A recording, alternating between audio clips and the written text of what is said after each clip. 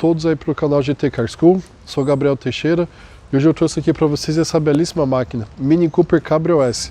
Primeiramente vamos falar os tipos que a gente tem, né, no mercado. A gente tem os carros conversíveis, os carros cabriolé e a gente tem também os carros roadster. Qual a diferença entre eles? O cabriolé é o estilo desse daqui, né? Na verdade, quando você recolhe o teto, normalmente ele é de lona, fica na parte de trás do carro. Ela acaba não sendo embutida em nenhuma parte. O roadster já é um pouco diferente, o roadster leva só 2 pessoas. A parte do teto ela é recolhida para um compartimento e vem uma tampa cobrindo, né, uma tampa de vidro, fazendo a proteção. E no final a gente também tem um conversível convencional, onde é retirado todo o teto, normalmente ele é colocado no porta-malas e a tampa vai lá e fecha. O conversível pode ter 4 lugares, bem como os cabriolé. Nesse caso aqui, né, a gente tem um cabriolé. Aqui é a chave do carro, né, a gente tem uma chave do tipo presencial, simples, ela só tem o alarme do carro para destravar a porta e destravar também o porta-malas. O interessante desse carro, ele tem muitas coisas, o design dele é, né, muito focado em círculos. A gente pode ver pelos detalhes no farol, que inclusive são Full LED, inclusive vem escrito Mini. Eu vou até acender para vocês verem como fica interessante, como o carro fica bonito quando os faróis ficam todos acesos.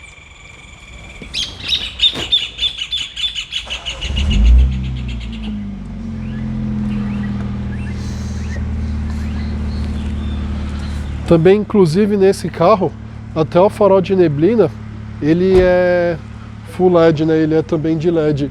O que a gente pode ver também, o pisca-alerta dele, quando você acende, ele acende inclusive no mesmo local aqui que a gente tem as luzes do Full LED. Debaixo aqui desse capô, nós temos 192 cavalos, a 5.000 RPMs, e 28,5 kgfm de torque a 1.350 RPMs. Ou seja, o torque é entregue logo cedo. Por isso, ótimo desempenho desse carro. Ele é um 2.0 turbo, né? Faz de 0 a 100 em torno de 7,1 segundos e a máxima dele é de 230 km por hora.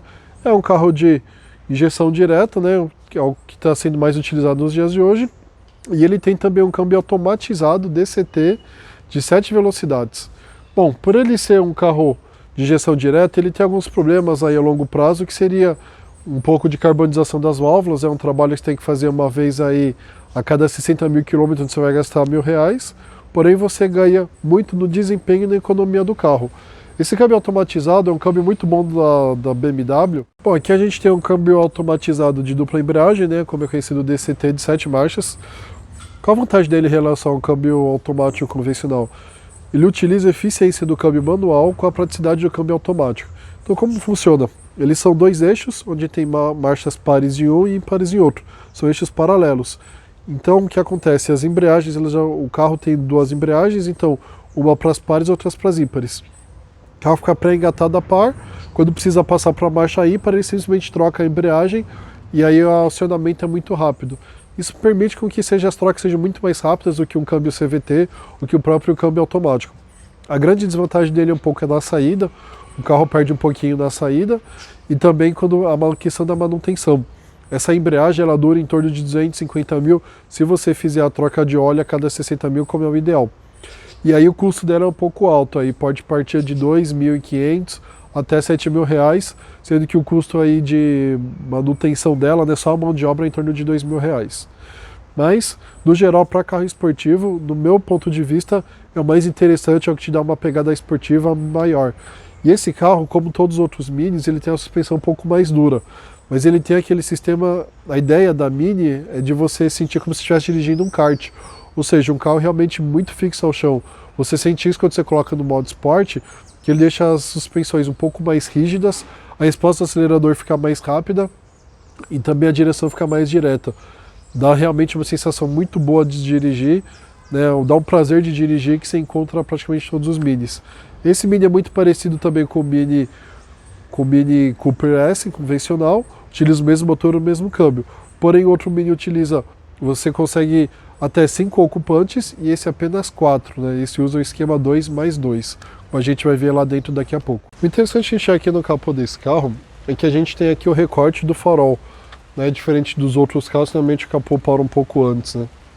Esse carro também tem manta acústica, como é normal nos carros aí do nível dele até níveis mais baixos, né? Mas tem uma manta acústica realmente muito boa para amenizar um pouco o ruído do carro. A gente tem amortecedores aqui para segurar a tampa do capô, então você não precisa ficar segurando, não tem vareta nem nada. Esse carro ele capta o ar, captado aqui por baixo, né, o ar do motor nessas duas entradas que a gente tem. A gente consegue perceber aqui, porque aqui ele une, né, para levar até ali o motor. E o interessante também, ele tem uma entrada aqui no capô, mas a gente vê que essa entrada é falsa, porque ela não tem abertura nenhuma. Ela realmente é só o design mesmo que o carro tem para ter uma aparência mais esportiva ainda. Aqui na parte das rodas, esse carro utiliza pneus 225 45R17. A gente tem o disco também, que ele é um disco ventilado, né, como utiliza a maioria dos carros no eixo dianteiro. Esses pneus aqui, vale lembrar que são pneus roll flat, ou seja, se você fura, ele consegue ainda ter uma boa autonomia, o carro consegue andar assim. Você tem uma bombinha lá que você preenche, né, o pneu para que ele consiga permanecer rodando. O problema do roll flat é o custo é muito mais elevado e acaba ocorrendo também muitas marcas, né, acaba formando muitos calombos no pneu. E aqui atrás também eles utilizam o mesmo pneu, só que aqui a gente tem disco também, só que é disco sólido, né? Esses discos sólidos eles são bem melhores do que as lonas, porque ele permite uma frenagem muito melhor. E o interessante deles também, né, para ser um carro esportivo, ele precisa ter uma frenagem boa. Em alguns carros mais simples não é necessário você ter um freio a disco traseiro, porque pode até acabar atrapalhando. Você tem uma frenagem muito forte aqui e pouca lá na frente, você tem um desequilíbrio de forças, já que quando você freia, toda a carga é jogada para o eixo dianteiro. Como era de se imaginar, né, o porta-malas desse carro aqui é bem pequeno, ele é de apenas 215 litros. Para abrir você aperta um botãozinho aqui embaixo, e aí a tampa ela desce, né? Aqui a gente, como eu disse, um porta-malas só de 215 litros, porém ele é bem forrado. Se você precisa aumentar o espaço, você tem duas alavancas aqui, que você puxa a alavanca para cima, dos dois lados, e aí você consegue levantar um pouco essa parte. Quando você levanta, você contém essa peça aqui, que você consegue subir a peça, né, essa tampa, e fixar ela aqui. E aí você consegue ter um pouco mais aqui de espaço, porém não é um recurso que é muito interessante, não. Acho que não ajuda muito. Só que para você, quando você precisa rebater a capota, você tem que descer essa peça e aí sim deixar ela fixa aqui. Se você precisar de um pouco mais de espaço também, você consegue levantar, soltar aqui e aí nos dois lados você consegue rebater os bancos e ganhar um pouco mais de espaço aí.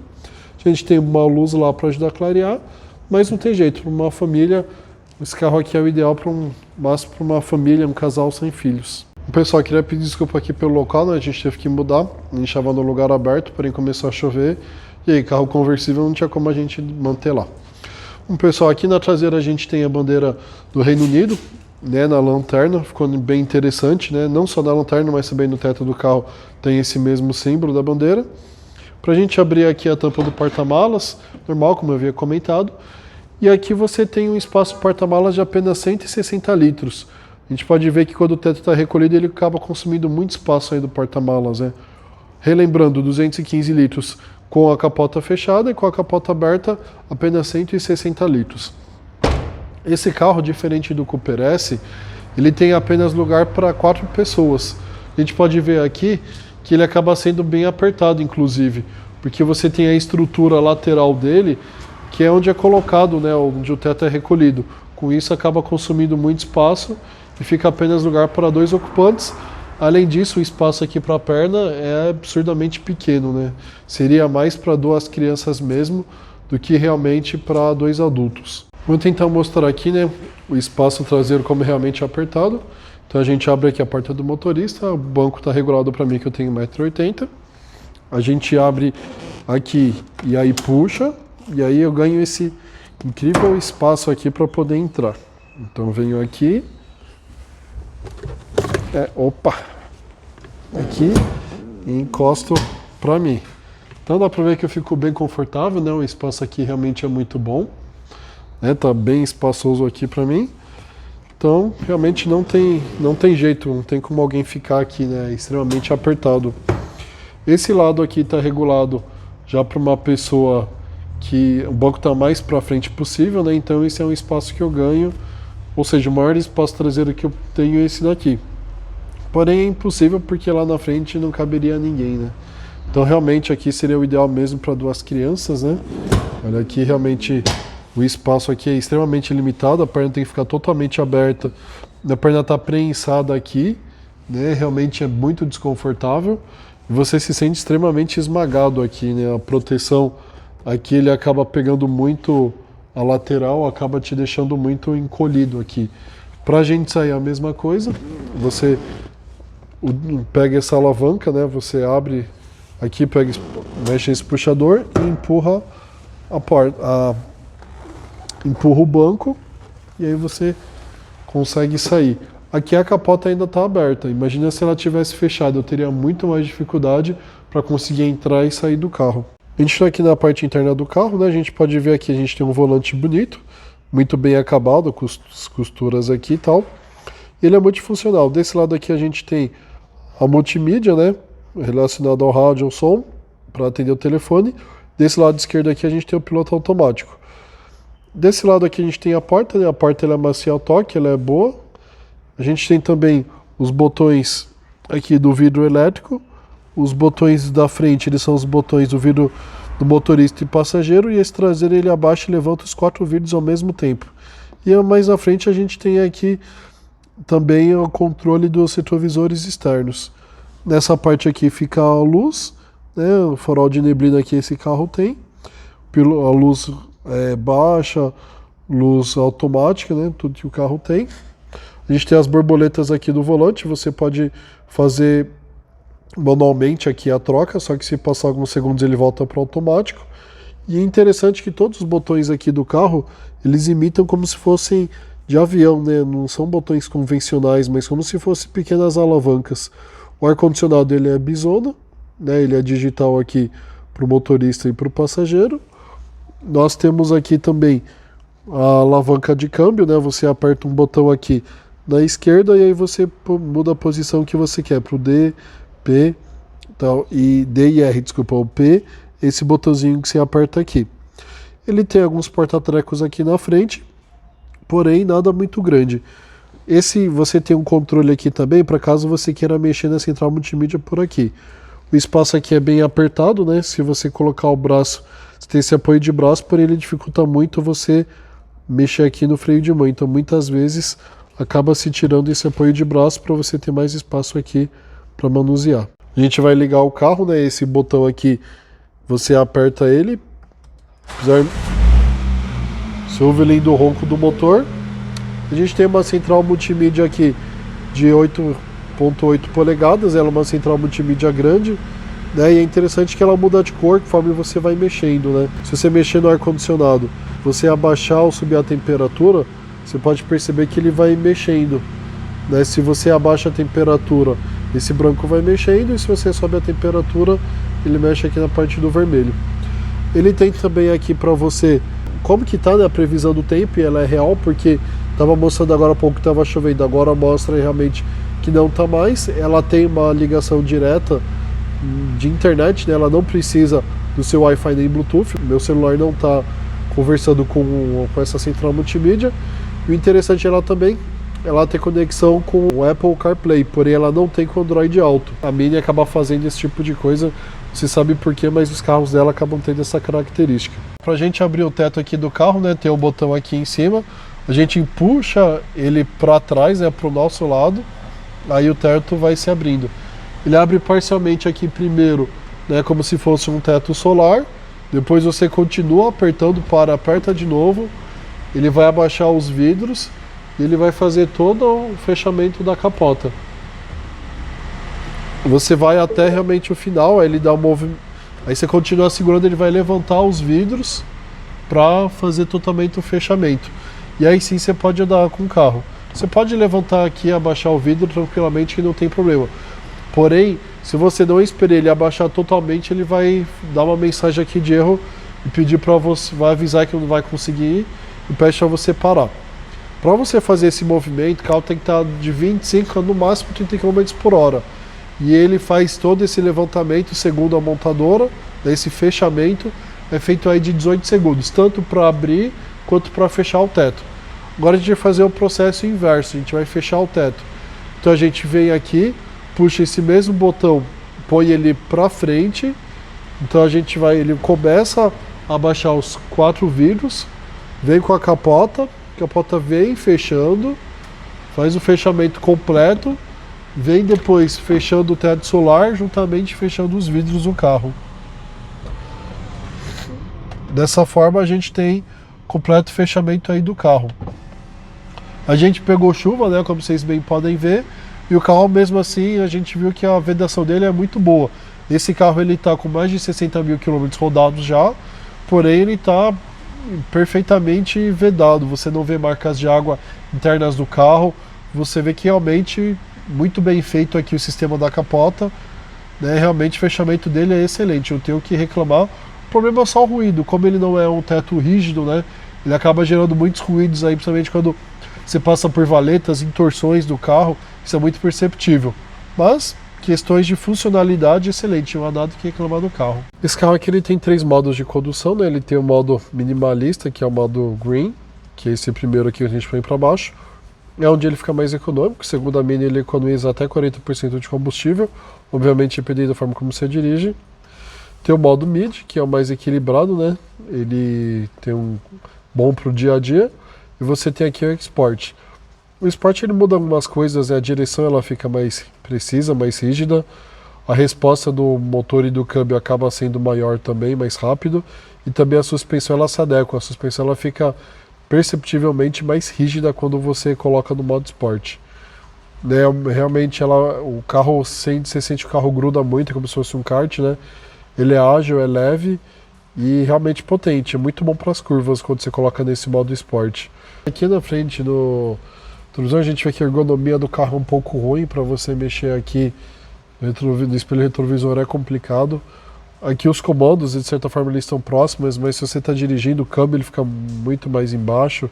Não é tão prático, né? Se você quiser mudar as marchas aqui, você consegue colocar para o lado e aí você consegue subir e descer, né? Ele não está deixando porque o carro está no P. Você consegue subir e descer as marchas aqui, pondo para cima, né? Pondo para baixo. Não é muito intuitivo, mas é melhor você usar as alavanquinhas aqui que a gente tem no volante. Outra coisa que atrapalha muito o apoio para o braço, né, ele fica numa posição extremamente ruim. Você não consegue mexer aqui no freio de mão. Atrapalha bastante. Esse sistema aqui, né, para você mexer no multimídia também não é muito fácil. Se você tem apoio de braço acionado, fica meio complicado. Então assim, esse carro foi pensado em ser minimalista, né, em termos de tamanho, porém algumas coisas de ergonomia parece que não foram muito bem pensadas, né? Ou não foi o foco do carro, né? O foco principal do carro. Foi talvez mais a estética e outros pontos. Aqui na parte de baixo do carro a gente não consegue ver muita coisa, né? Tem a parte aqui do câmbio, a transmissão acaba ficando um pouco escondido, mas a gente consegue perceber aqui que esse carro ele utiliza suspensões McPherson, né? Como é convencional nos carros hoje em dia. E o interessante aqui também é o escapamento dele, né? Ele vem como um escape simples até lá atrás, e aí aqui sim realmente no final ele acaba bifurcando, né? A gente tem 2 saídas de escape aqui. Essas colocaram uma saída de escape cromada para ficar mais bonita, né? Ficar uma aparência melhor. E também aqui a gente tem a suspensão dele, nós temos uma suspensão traseira independente, multibraços, que isso ajuda muito, principalmente na estabilidade do carro.